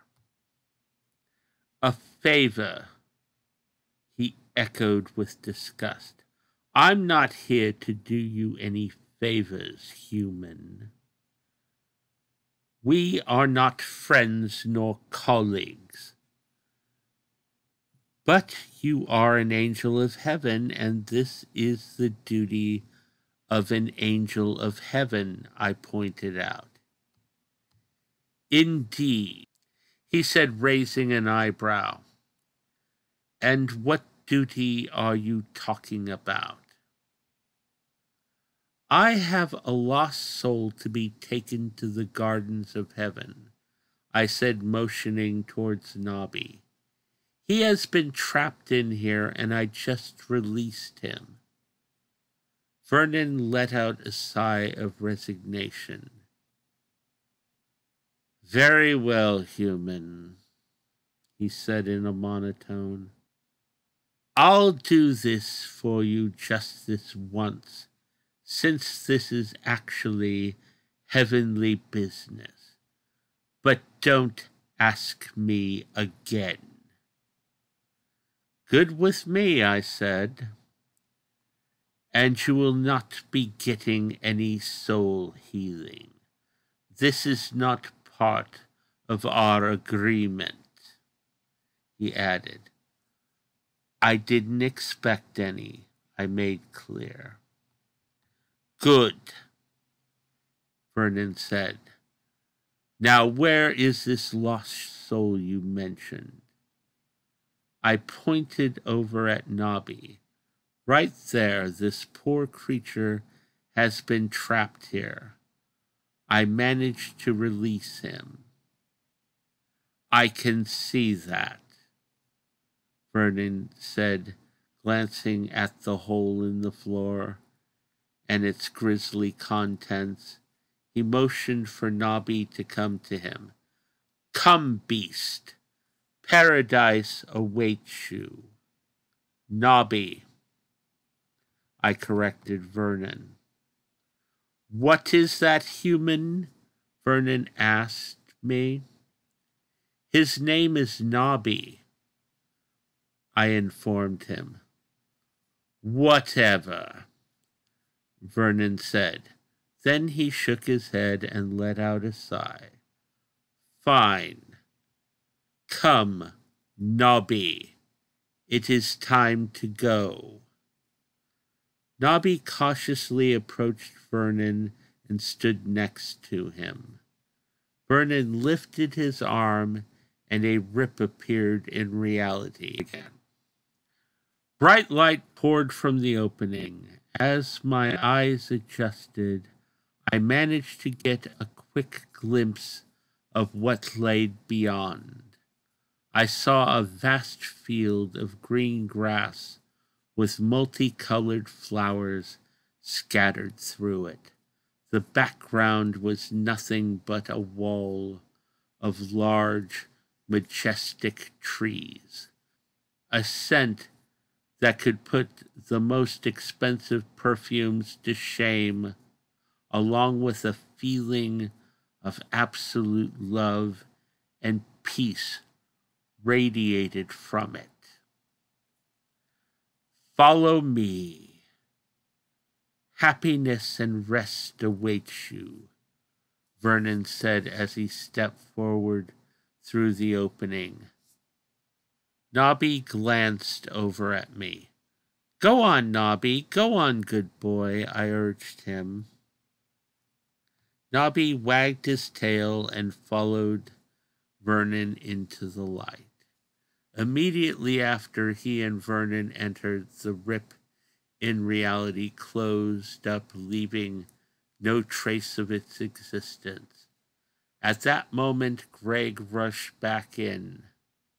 He was bleeding from 4 scratch marks on his forehead.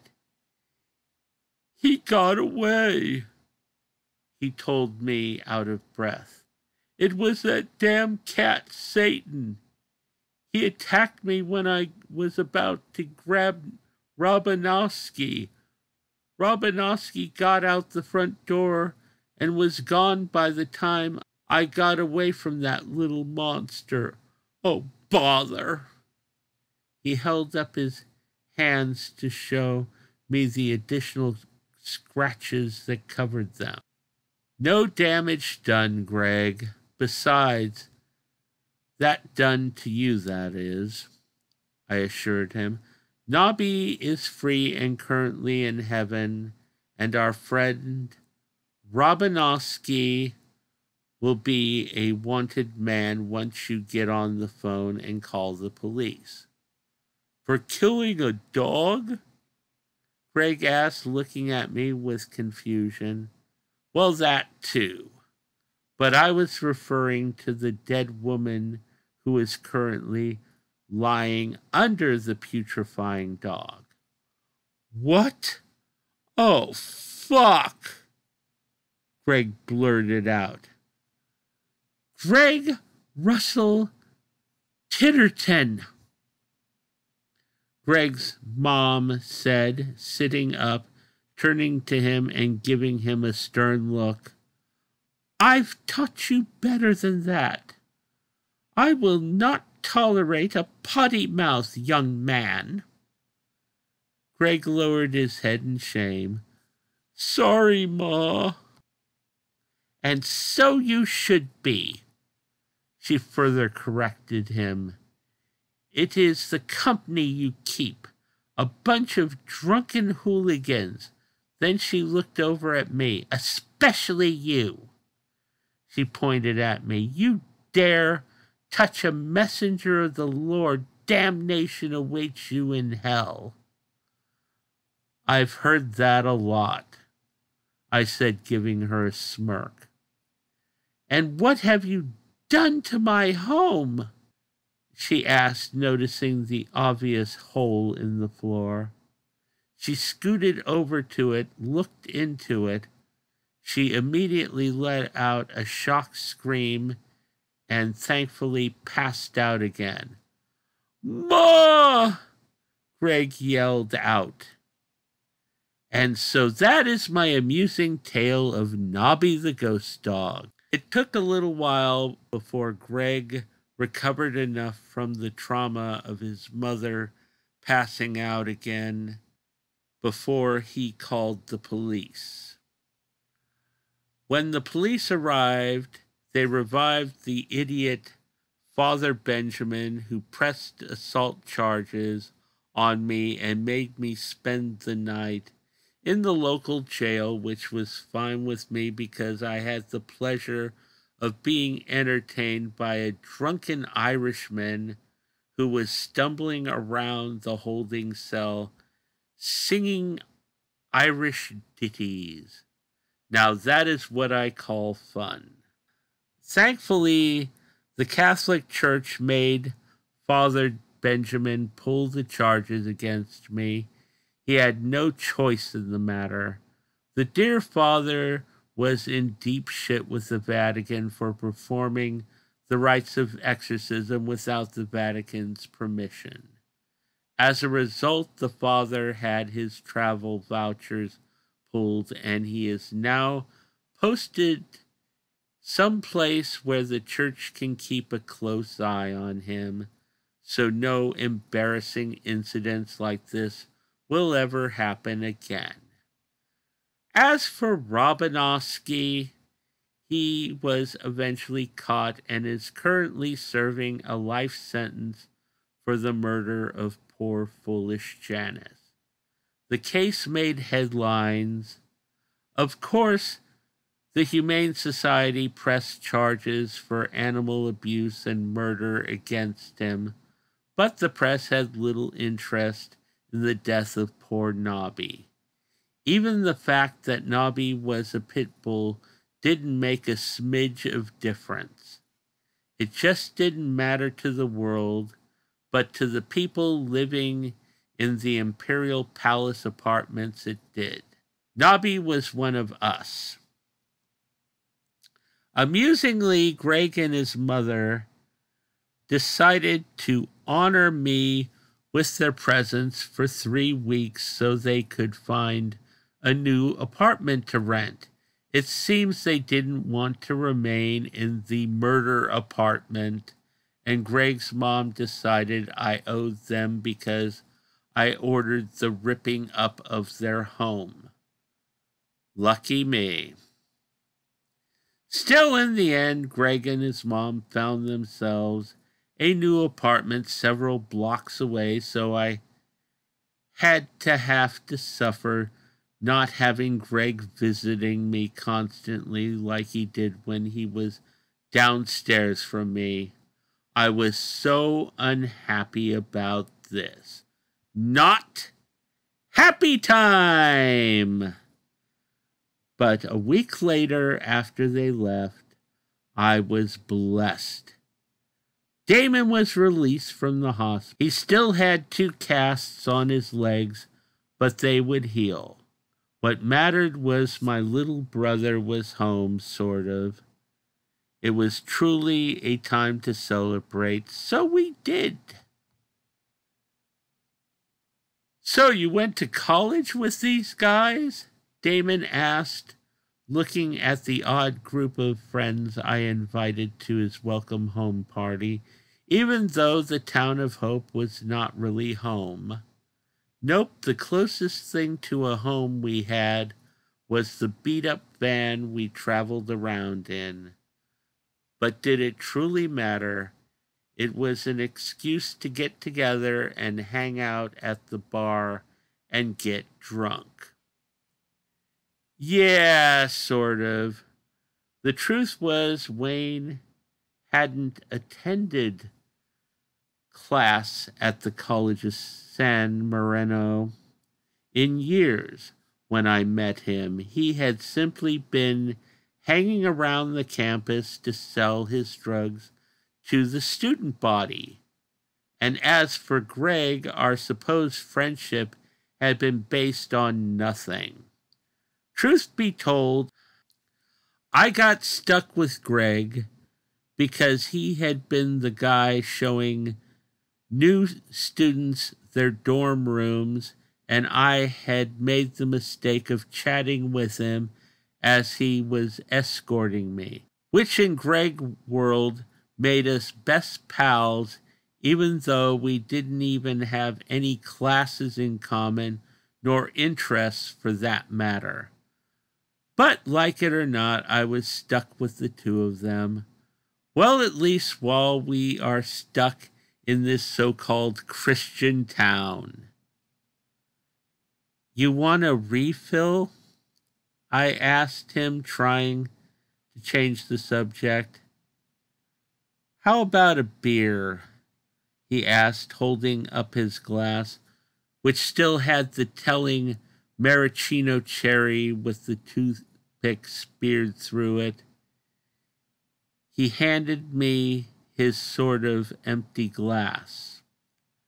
A refill of Coke it is, I said, sidling up to the bar. Just remember, you are on medication, young man, I reminded him, pointing at him with a falsetto, stern look.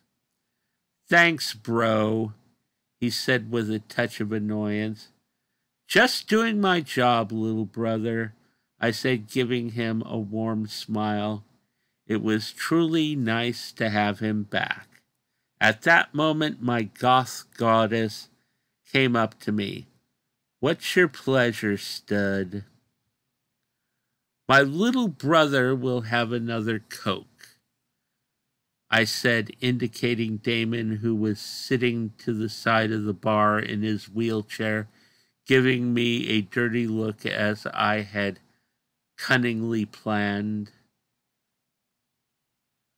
And I'll have my usual, I said, giving her a seductive smile.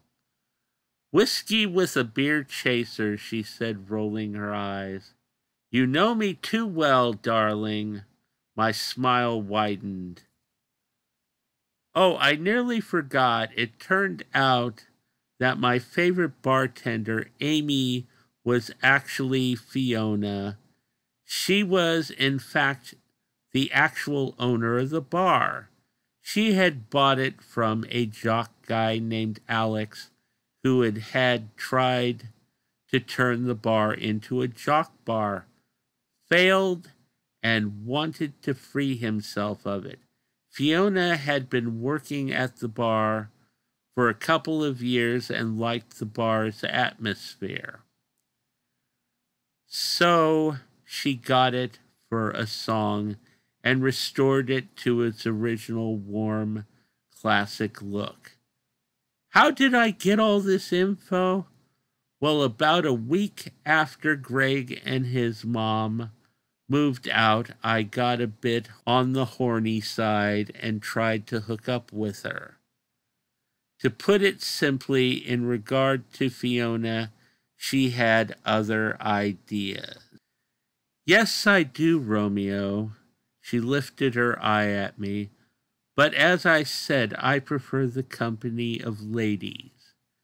Dicks have no interest to me. Such a waste, I commented, giving her a look of defeat. It was a lie. For me, hope always springs eternal, especially with the opposite sex. I would wear her down with my charm.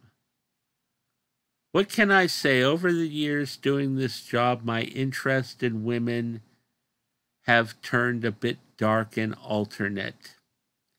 Shit. The last girl I had sex with was dressed in a vinyl, kinky red angel costume with wings for me. She was indeed a kinky one.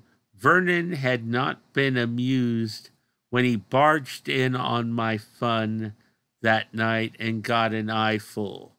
The full Monty, that is. Fiona delivered our drinks, and I handed Damon his Coke. Fiona had even given him a fresh cherry in this one. What a treat. Oh, bro? Damon asked after sipping his drink. Why is that kid staring at me? I looked over, and indeed Angus was staring his dead eyes at poor Damon. I was so happy that I felt like doing an Irish jig. The curse was over for me. The potential Antichrist had his eyes on a new victim, and I was now free. Oh, he just likes you, I said, smiling at him. Better you than me, bro, I thought. That is one fucking scary kid, he said. Unfortunately, sitting at a table on the other side of the bar from the table just beyond the table Wayne's family occupied was Greg and his mom. Greg saw me looking in his direction and waved at me.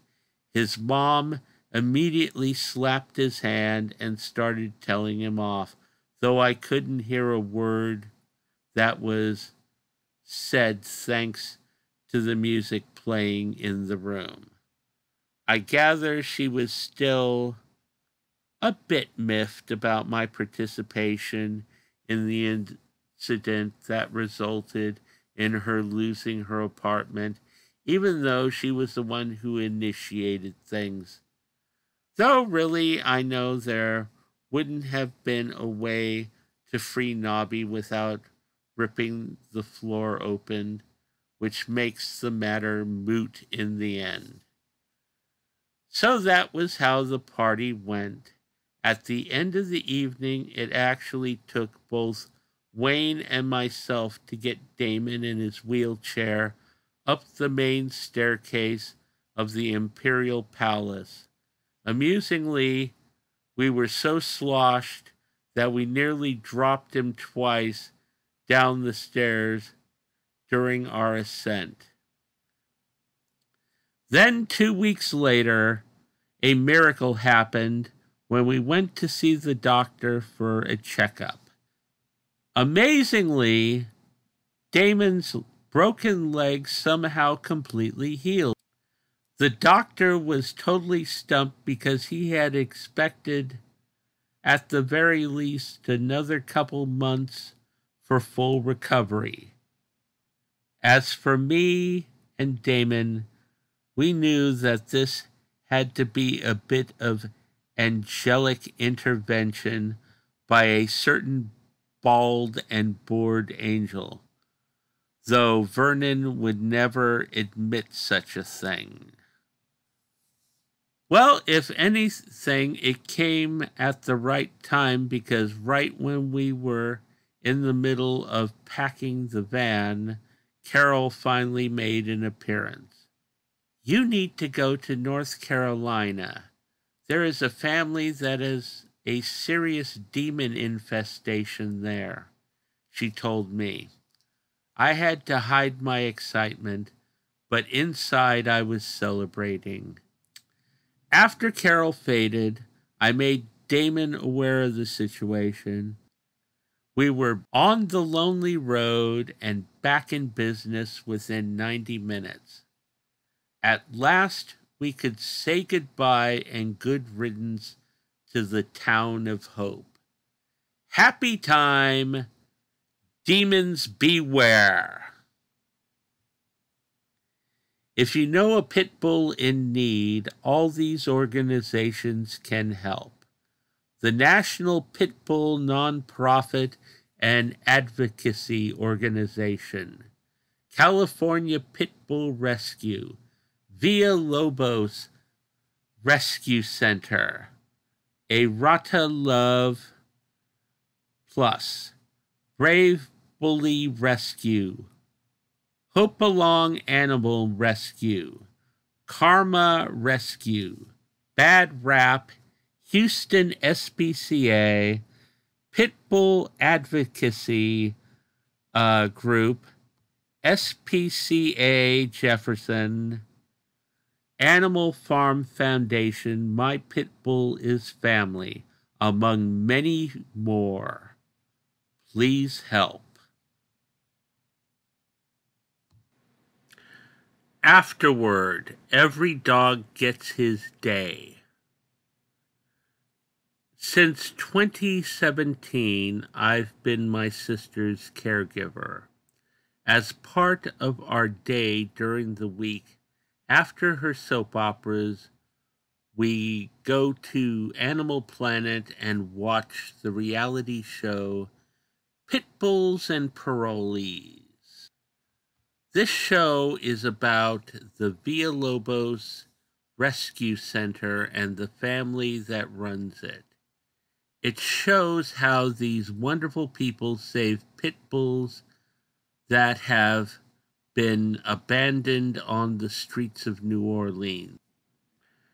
This show made me aware of the incredible abuse these dogs suffer at the hands of people. From dogs being left out in the blistering heat without water, with heavy chains on their necks. Dogs who have survived floods, and survivors of people breeding and using them for dog fights. This show showed it all.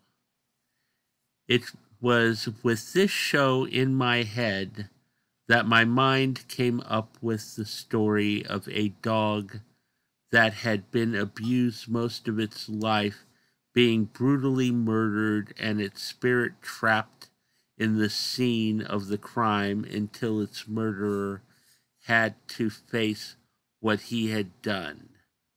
I wanted this dog to be a full character that was not just a prop to be used.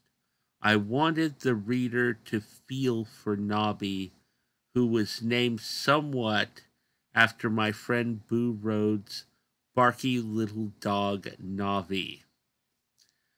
I also wanted to make this a multi-tiered morality tale, so I added the subplot about Devlin's brother getting assaulted by racists, as well as Devlin's friend's mother and an incompetent priest misidentifying Nobby's spirit as a demon and performing an unauthorized exorcism.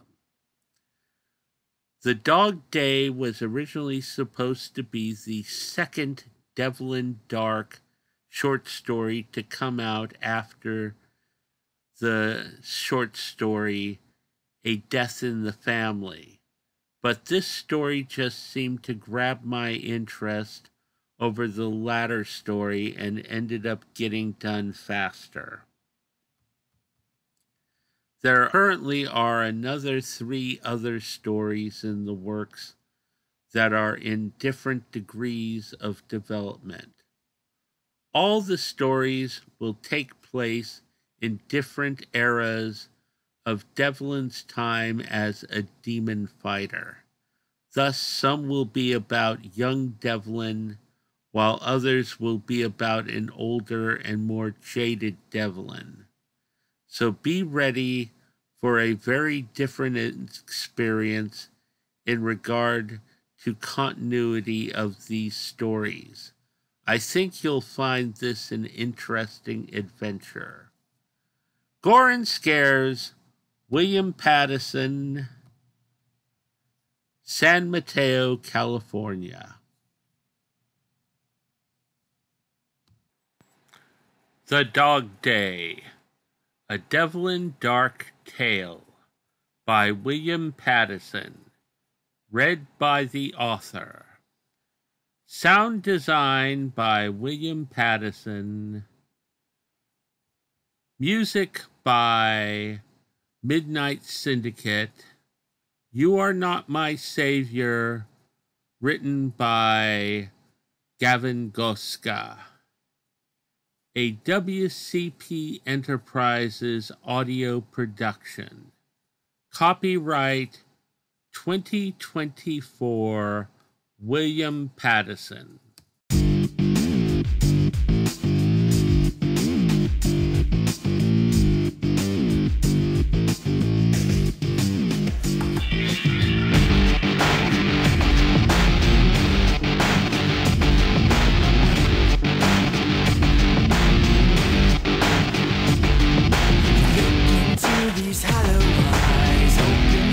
Trace of life, anything so you won't feel alone.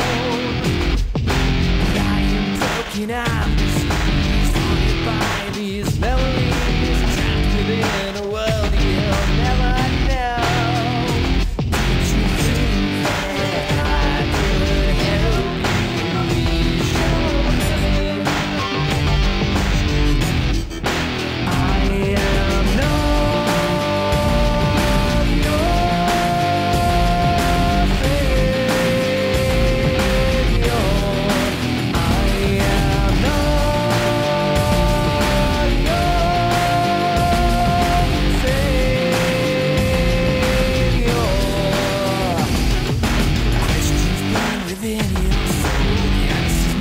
make you more. You cannot undo what has been done. Backing off the noise and taking on what used to be. Only you can end what has begun. And if I could, I would try to make you see that you're much the same as me. I am not your savior. I am not your